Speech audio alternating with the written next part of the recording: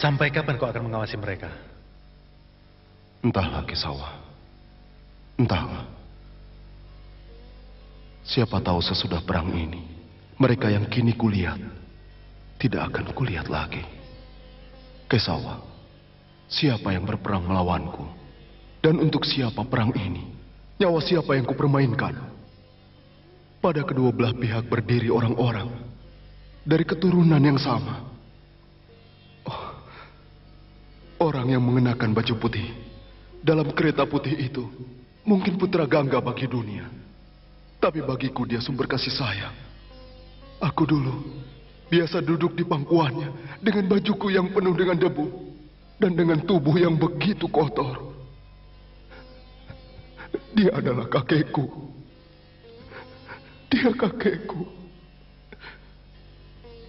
Dan itu Guru Drona yang telah membasuh jiwaku dengan banyak kebajikan dan menuangkan di kepalaku begitu banyak pengetahuan. Ia telah memberi aku lebih dari apa yang ia berikan kepada putranya sendiri, Aswatama. Kini aku berperang dengannya. Aku harus menghabisi nyawanya. Mengingat ini saja membuat tubuhku kaku. Mulutku terasa kering. Tangan yang memegang busur dan panah ini menjadi kaku. Tubuhku ini menggigil, Kesawa, lebih daripada tempat yang paling dingin. Busur ini, busur yang istimewa ini terlepas dari bahuku. Bagaimana aku dapat membidikan panah ini pada orang-orang yang selalu dengan gembira menyambutku? Aku tidak dapat melakukan hal seperti itu. Aku tak dapat membuat medan Kurusetra menjadi kuburan. Aku tidak dapat membuat Kurusetra menjadi kuburan. Katakanlah sesuatu, Kesawa. Aku mendengarkanmu, Arjuna. Bicaralah dulu. Aku harus berkata apa? Berkata apa? Aku tidak ingin membangun istanaku di atas mayat keluargaku. Apa yang akan kulakukan dari kerajaan yang berbau darah keluarga? Apa aku harus memenggal kepala guru yang menyayangiku? Apakah aku harus melepaskan panah pada orang yang telah mengajarku? Aku tidak ingin kemenangan dengan pengorbanan ini. Memerintah dunia memang hal yang baik. Tapi aku tidak ingin memerintah sama sekali jika diri mereka yang menjadi korbannya. Duryudana adalah saudaraku. Ia memang telah menipu kita. Dengan menghina Pancali berarti menghina Wangsa Barata. Tapi ia putra tertua dari kakak ayahku. Memang sungguh menyedihkan. Untuk sepotong tanah kita merubah diri kita menjadi penghancur keluarga. Hei Kesawa, aku patut berdoa pada Dewa Perdamaian. Jika itu berarti aku mendapatkan kedamaian dan selamat dari penghancur keluarga. Ini amat berharga bagiku. Jika kau tak mau perang, mengapa bicara yang bukan-bukan? Jika mau mati, matilah sebagai pahlawan yang sejati. Kesawa, sebelum memanggil namaku, katakan terlebih dahulu padaku, Arjuna, bahwa saat ini selagi awan penghancuran telah terkumpul di 4 penjuru, dan selagi tugas yang mengandung harapan mencari perlindunganmu, mengapa dan bagaimana di saat gawat semacam ini kau berubah menjadi seorang pengecut? Orang-orang teladan tidak menghanyutkan dirinya dalam duka. Dalam saat yang menentukan antara keadilan dan ketidakadilan, jangan menjadi lemah. Jangan lemah. Hai pemberani, hai penghancur musuh, hai Dananjaya, ini bukan perasaan orang Arya. Mereka akan merenggutmu dari surga dan juga dari ketenaran. Dan kau sendiri akan menjadi sebab dari kebencian pada dirimu sendiri. Maka Arjuna, hilangkan kelemahan ini dari hatimu dan bersiaplah untuk berperang. Bagaimana aku dapat bangkit? Bagaimana? Bagaimana aku dapat membunuh kakekku? Bagaimana aku dapat bangkit menyerang guruku? Mereka patut dipuja, patut ditiru. Guru-guru itulah yang mengajarkanku rahasia-rahasia dari suatu kemenangan. Haruskah aku bangkit dan menaklukkan mereka? Akan lebih baik mengulurkan tangan, mengemis meminta-minta, daripada menyerang dan membunuh mereka. Kesawa, aku bahkan tidak mengerti. Lebih baik menang atau kalah dalam perang ini. Putra-putra Destarata berdiri sebagai musuhku. Aku tahu aku tidak mungkin hidup tanpa membunuh mereka. Tapi Kesawa, tidak mudah untuk hidup setelah membunuh mereka. Apakah mereka saudaraku, Kesawa? Katakanlah. Tentu saja. Hanya itu yang kau katakan? Kau hanya menanyakan hal itu, Arjuna. Tapi perang ini bukan untuk menentukan atau menyadari hubungan keluarga Putra Kunti. Sadarilah tugasmu lalu, ambillah keputusan. Karena kaulah yang akan mengambil keputusan. Namun jika kau ingin aku harus berbuat begitu, agar kau selamat dari pertanggungjawaban perang, ini tak akan terjadi. Tak akan terjadi, Arjuna. Karena perang ini adalah perangmu. Dan kau jugalah yang akan menanggung akibatnya. Aku tak dapat mengerti apa kewajibanku ini, Kesawa. Maka Basudewa, jadilah pengemudi jiwaku juga. Aku ada di antara keadilan dan ketidakadilan. Aku tidak dapat memutuskan di pihak mana letaknya keadilan. Bimbinglah diriku, Kesawa. Tunjukkan jalan untuk menghilangkan kesedihan yang mengeringkan jiwaku ini. Dengan batin seperti ini, aku tidak mau berperang. Aku tidak mau berperang. Aku tidak mau berperang. Aku tidak mau berperang. Aku tidak mau berperang. Aku tidak mau berperang. Aku tidak mau berperang. Kemudian, Arjuna lalu terdiam, Baginda. Tapi Sanjaya, Arjuna memang mengajukan pertanyaan yang paling mendasar. Bagaimana ia dapat berperang melawan paman dan guru besarnya? Ada beberapa sifat khas kesopanan seorang prajurit. Dalam hal ini, apa yang dapat kukatakan, Baginda? Aku bukan prajurit. Setidaknya kau dapat berpikir sebagai seorang prajurit.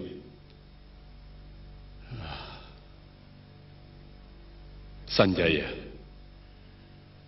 apa yang dikatakan Arjuna menurutku, ia tidak lagi mempersoalkan Indraprasta. Dan jika ini terjadi, maka sikap kepala batu Duryudana itu bisa diredam. Lalu aku akan menyuruh dia siap memberikan Pandawa kelima desa itu.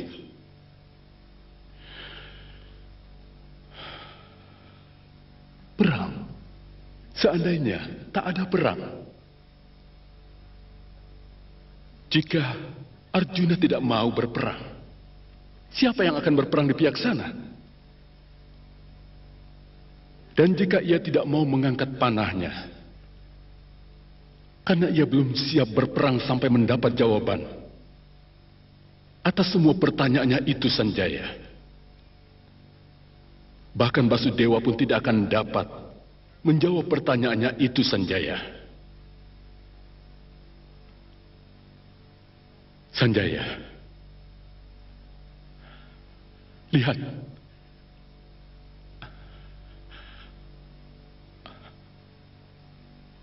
Apa saja yang dikatakan oleh Dewa Kinandana? Baiklah.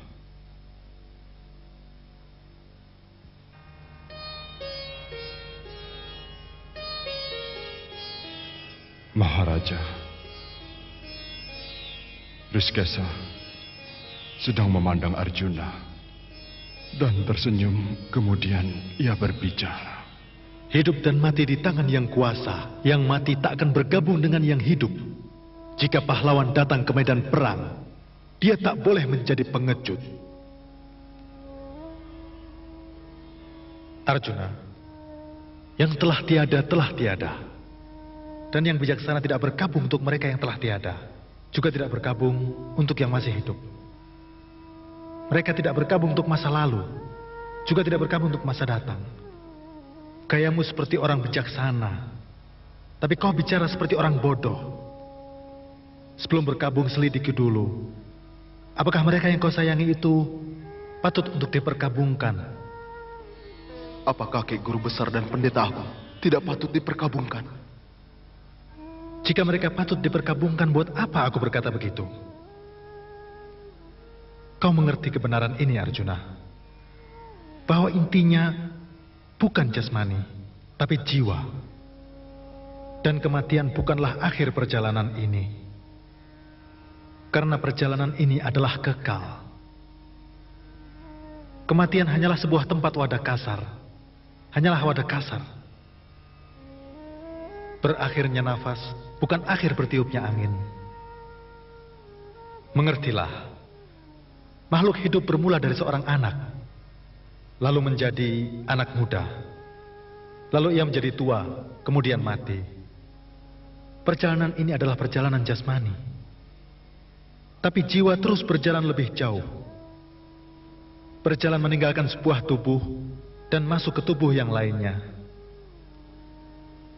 Maka perjalanan yang berakhir pada kematian hanyalah perjalanan tubuh, Arjuna. Hanya perjalanan tubuh. Roh kita tidak dapat dilihat dengan mata, tapi bisa berjalan ke tempat yang diikuti sinar. Hidup adalah titipan yang maha kuasa, dan dialah yang menentukan segalanya.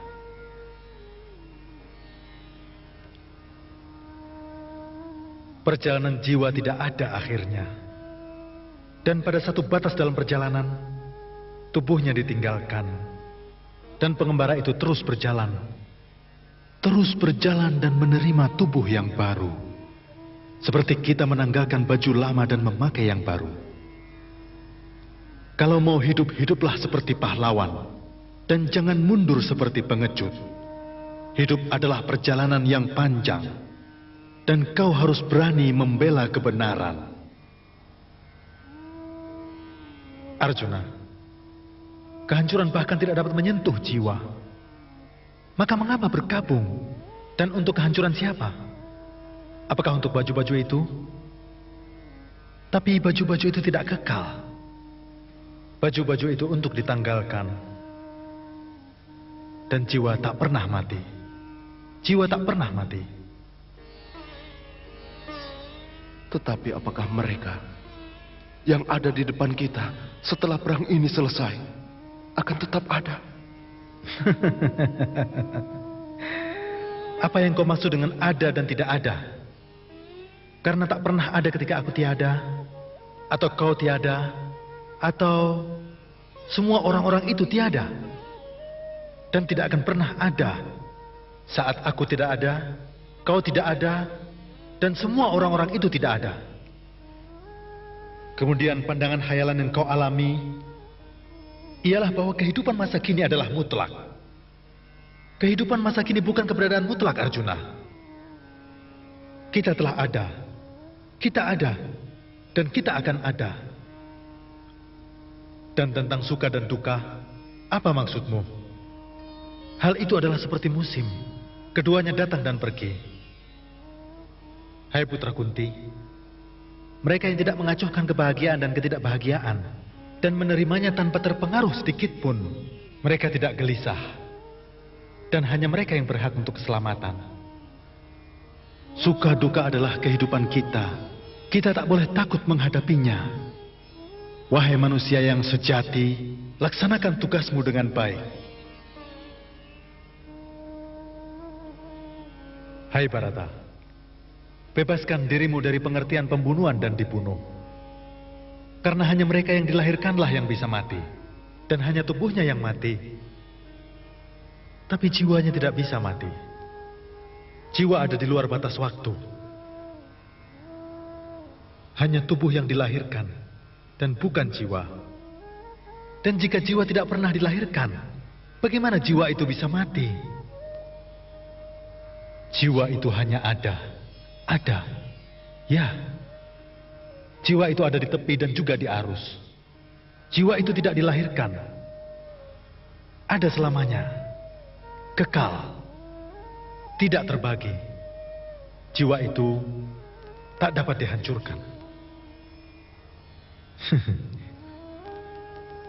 Maka dari itu tidak ada gunanya untuk cemas tentang membunuh dan dibunuh Arjuna. Tidak ada. Karena hanya tubuhlah yang mati. Bahkan setelah kematian, jiwa tidak mati. Karena senjata tidak bisa memotongnya. Api tidak bisa menjadikannya abu. Air tidak dapat melarutkannya. Dan udara tak dapat mengeringkannya. Setiap manusia yang telah mati tak dapat hidup kembali. Tapi arwahnya dapat melihat siapa yang senang dan yang susah.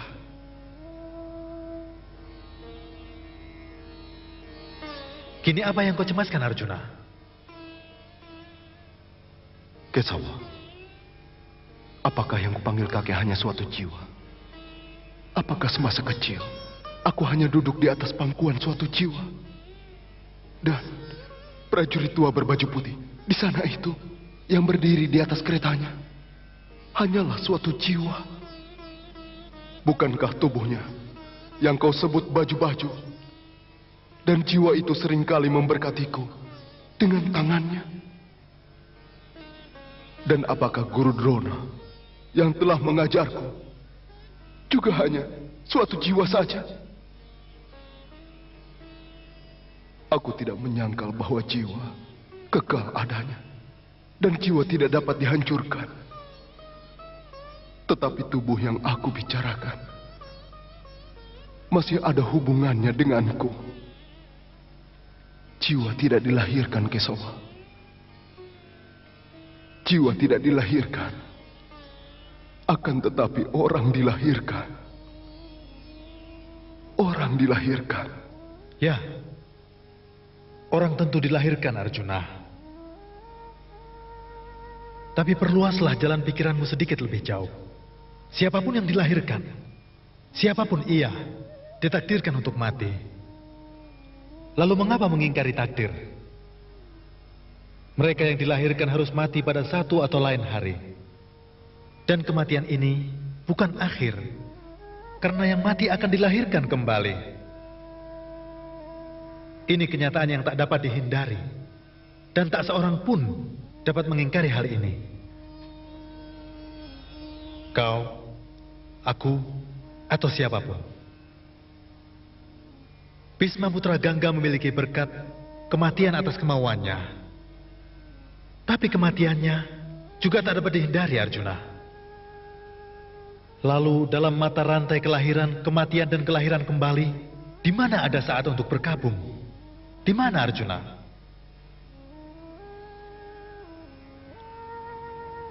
Orang-orang yang kau lihat di depanmu itu, Arjuna, bahkan sudah ada sebelum kelahiran mereka. Yang mana kau tidak ketahui. Mereka ada bahkan setelah kelahiran ini. Tapi apa yang terjadi pada mereka kau tak tahu. Mereka tidak ada pada tiap sisi batas kelahiran dan sisi batas kematian. Dan jika mereka ada, mereka tak dikenal, tak berwujud. Artinya, sebelum kelahiran ini mereka tak ada untukmu, Arjuna. Dan sesudah kelahiran ini mereka juga tak ada. Arjuna, mereka yang hidupnya berakhir dengan kematian yang tak dapat dihindari. Akhir hidup mereka tak bisa kau elakkan. Dan kau juga tak bisa merubahnya. Lalu mengapa bergabung? Dan untuk siapa? Kakek ini, guru-guru ini, sanak saudaramu, tak seorang pun dari mereka yang kau ketahui sebelum hidup ini, Arjuna, dan juga sesudah hidup ini. Maka, apa gunanya bergabung untuk mereka, Arjuna? Apa gunanya? Setelah mati kita tak tahu tentang kehidupan yang baru. Kau pun takkan bisa mengingat masa yang kau tinggalkan. Apakah Krishna sedang menyerangkan pada Arjuna atau memanas-manasinya?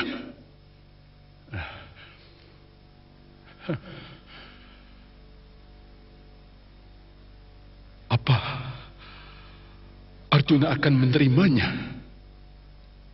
Apa ia tidak mempunyai tanggung jawab pada pamannya ini?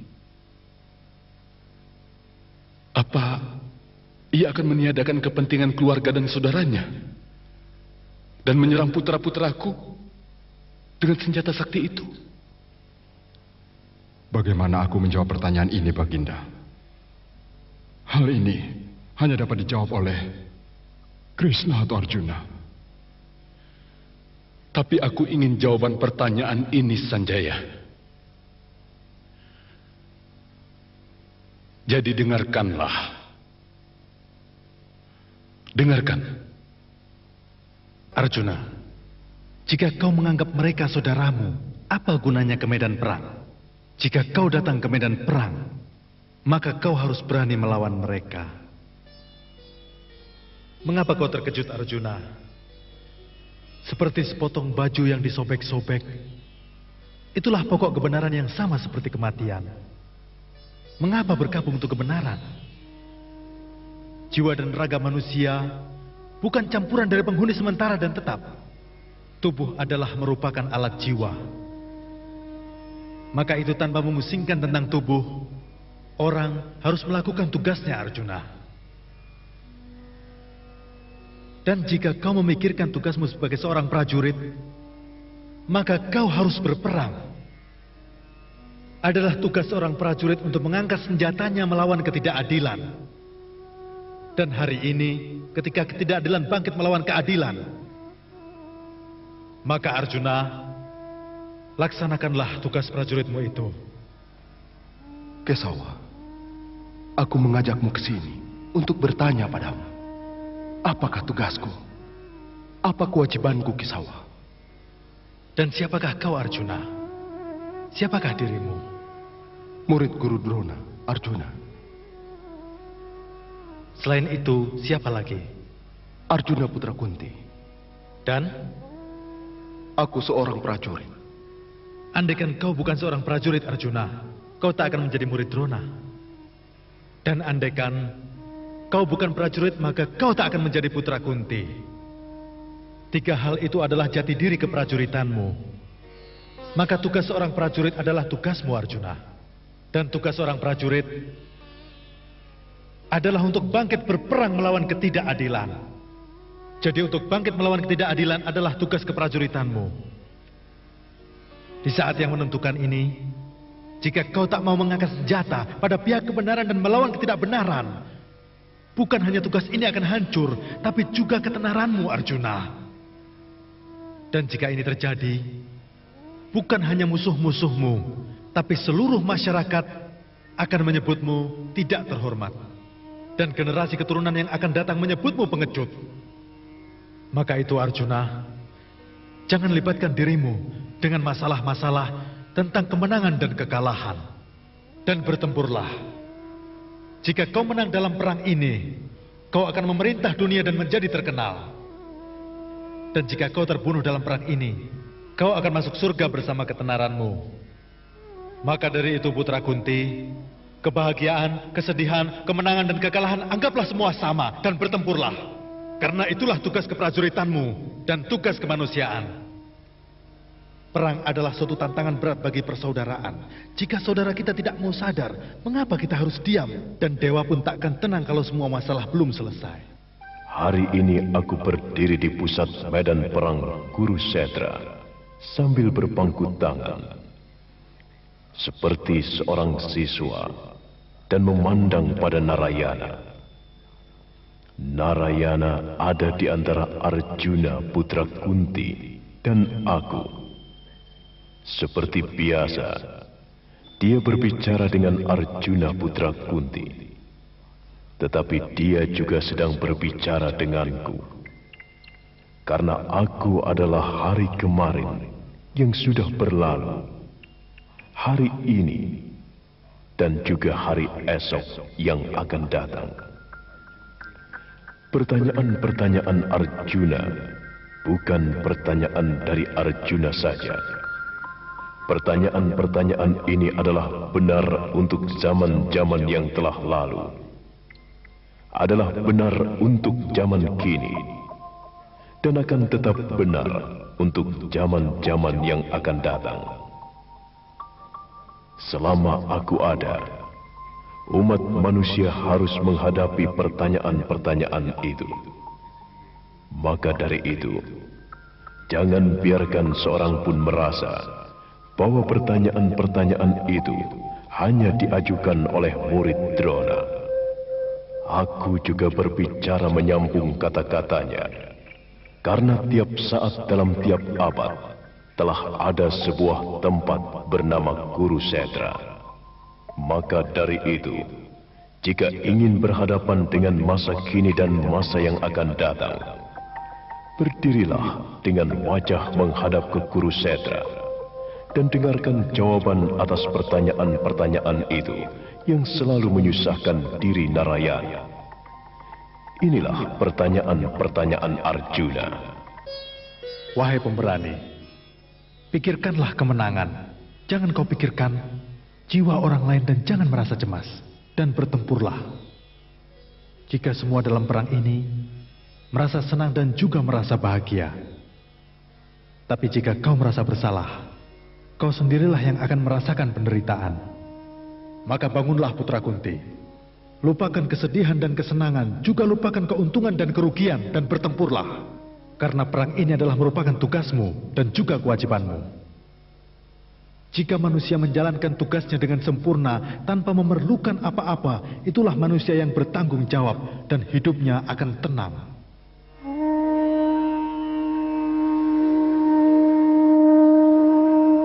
Tanganku belum siap mengangkat busur ini, Kesawa.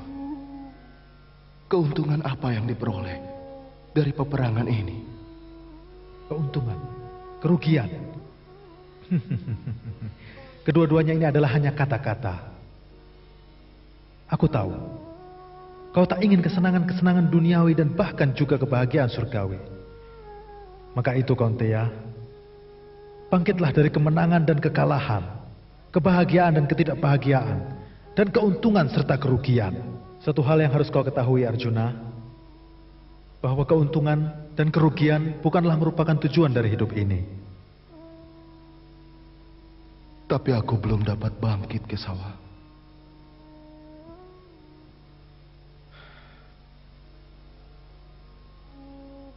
Sampai sekarang aku mencoba menerangkan dari segi pengetahuan dan akal budi, yang dapat melihat melalui kehidupan dan memeriksa kedalaman dari kebenaran dan mengerti gema dari suara hati. Tapi mungkin kau menjadi bingung dalam ketidakaturannya. Jadi timbanglah saat ini pada timbangan perbuatan-perbuatan. Dalam hal-hal dunia, ambillah keputusan tentang tugasmu dari segi perbuatan duniawi. Lalu kau juga akan mencapai keputusan dalam perang ini. Aku tak dapat mengambil keputusan, Kesawa. Aku tak dapat. Kau tidak dapat mengambil keputusan ini, Arjuna, karena kau sedang menimbang-nimbang saat ini pada timbangan keuntungan dan kerugian secara pribadi. Dan ini adalah belenggu hayalan. Inilah akar kesedihanmu. Dan kau pengecut yang lari dari kenyataan yang menghanyutkanmu ke dalam aib, yang membuatmu terhina dan merasa sengsara. Kesedihan semacam itu tidak baik untukmu, juga untuk masyarakat. Dan kesedihan ini juga tak baik untuk kini dan masa depan. Jangan gusar, tapi bertindaklah. Bertindaklah. Tindakan itu sendiri adalah berbudi luhur, murni, dan bermanfaat bagi masyarakat. Tindakan itu sendiri juga menghasilkan buahnya. Tapi jika kau mencampur adukkan untuk kebaikan pribadimu dan kepentingan masyarakat, maka tindakanmu itu tidak murni dan tidak menguntungkan. Maka itu Arjuna, tempuhlah jalan dengan tindakan tanpa pamrih, karena buah tindakanmu tidak ada di bawah penguasaanmu. Oleh sebab itu bertindaklah, dan jangan menginginkan buah dari tindakanmu. Perbuatlah karma yang baik, agar kau mendapatkan pahala yang besar.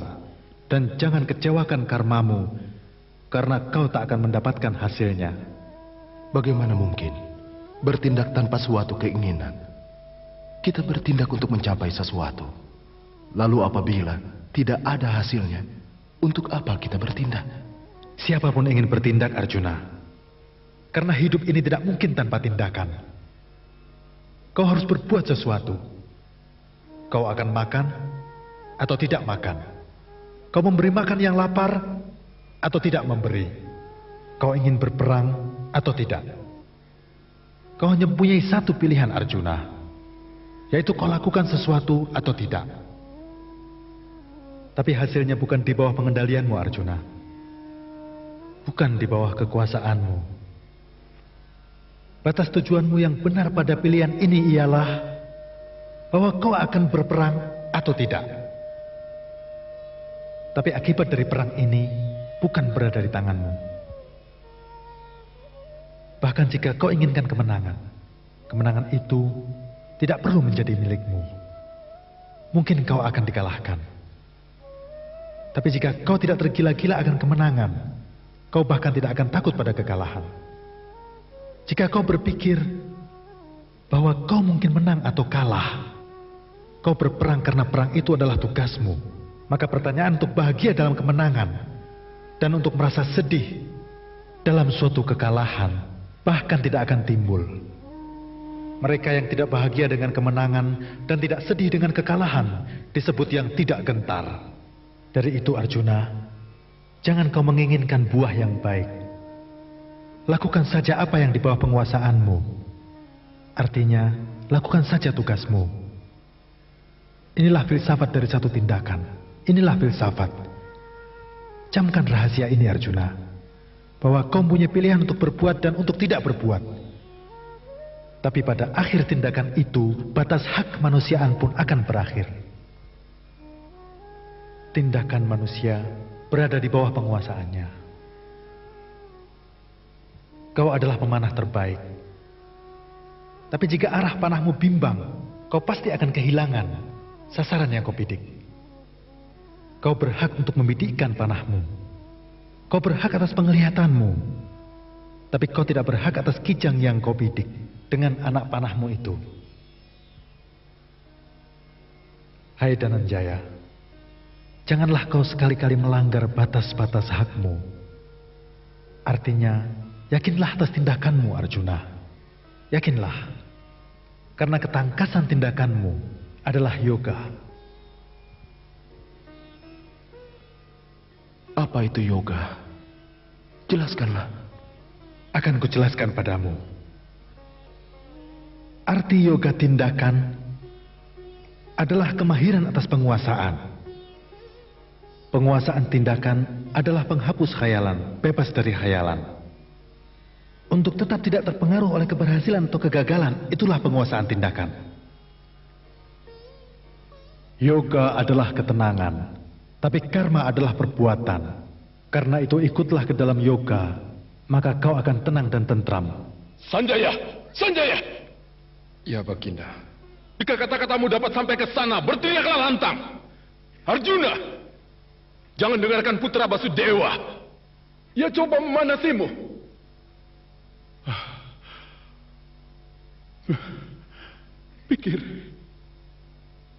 Pikir saja Sanjaya. Krishna yang telah datang kemari sebagai utusan perdamaian. Hari ini ia tidak mengucapkan tentang perdamaian. Bukankah itu berarti bahwa ia tidak datang kemari untuk mengadakan perdamaian? Ia hanya ingin nantinya sejarah akan menyalahkanku dengan berkata, Destarata, kaulah yang menutup pintu untuk perdamaian.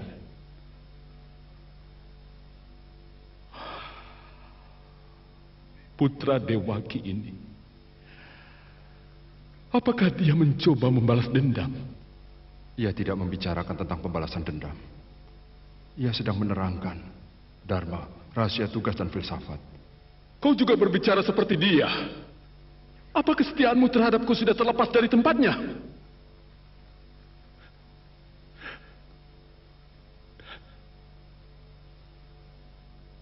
Sanjaya, kau bahkan tidak akan tetap setia padaku. Aku hanya seorang pengamat. Dan tafsiranku bukan berada dalam kesetiaanku. Aku hanya melaksanakan tanggung jawabku. Laksanakan saja tanggung jawabmu sebagai seorang pengamat. Sudikah kau tidak menerangkan padaku arti dari filsafat Krishna? Hanya arahkan pandanganmu pada kedua orang itu. Dan terus ceritakan padaku apa yang terjadi. Hah?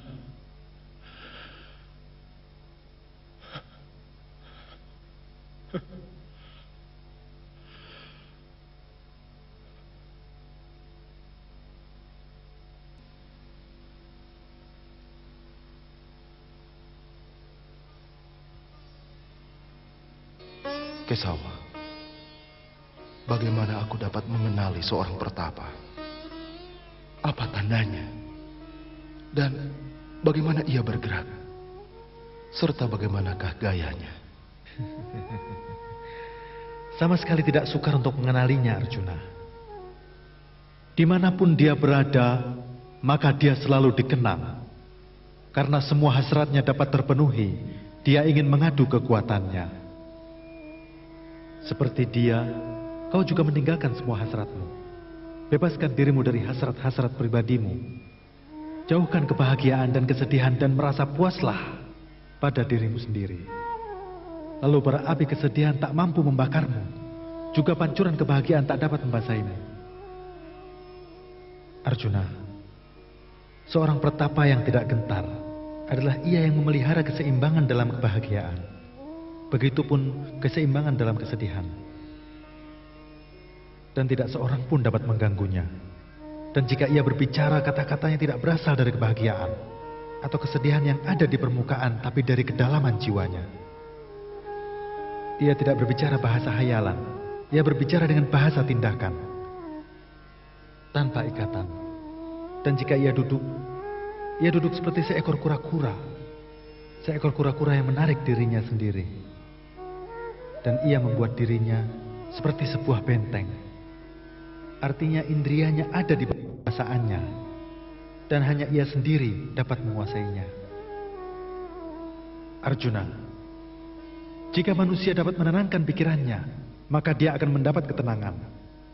Tak akan tergoda oleh nafsu yang jahat dan tak dapat digoyahkan.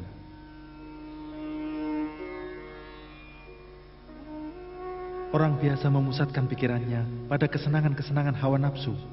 Dan pemusatan pada kesenangan ini melemahkan dirinya sendiri. Hai Arjuna, dari kelemahan atau keinginan-keinginan ini, lahirlah nafsu. Dan jika nafsu tak terpuaskan, maka yang akan lahir adalah kemarahan. Dan kini setelah kemarahan lahir dan menguasai orang itu, lebih banyak daya tarik terhadap kesenangan-kesenangan nafsu birahi. Jika daya tarik nafsu berkembang, maka kemampuan berpikir akan berantakan. Jika kemampuan pikiran berantakan, orang pandai itu dihancurkan. Jika orang pandai itu telah hancur, maka hancurlah seluruh manusia. Wahai putra Kunti, daya tarik keinginan membawamu pada kehancuran dari kepandaianmu. Pikirlah Arjuna. Orang yang tidak mempunyai kepandaian, bagaimana ia mencapai kedamaian? Ia tidak dapat membedakan antara damai dan kekacauan. Dan bagaimana orang yang tidak dapat membedakan kedamaian dan kekacauan dapat tetap merasa bahagia? Arjuna, bagaikan badai angin menyesatkan sebuah perahu, begitu juga nafsu dapat menyesatkan orang yang pandai.